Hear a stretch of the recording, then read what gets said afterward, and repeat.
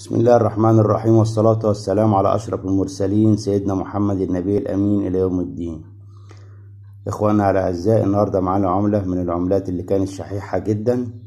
العملة دي طبعا أنا بصراحة قعدت أدور عليها كتير جدا جدا جدا لغاية الحمد لله ربنا وفقني وحصلت على هذه العملة، لأنها الصك بتاعها كان قليل جدا. طبعا العملة دي اللي مطلعاها أو تم الصك طبعا عشانها وزارة التضامن الاجتماعي، طبعا عشان اليوم العالمي للأشخاص ذوي الإعاقة.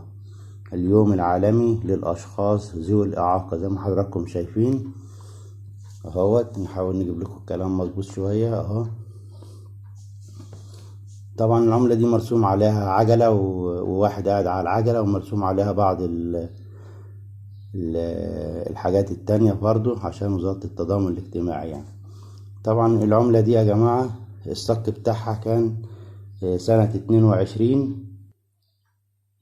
طبعا الصك بتاعها سنة 22 زي ما حضراتكم شايفين ميلادي. طبعا 1 جنيه مكتوب فوق جمهورية مصر العربية، ده العادي بتاعنا خالص. 1 باوند زي ما حضراتكم شايفين 1443 هجرية. 1 جنيه فقط لا غير اهوت 2022.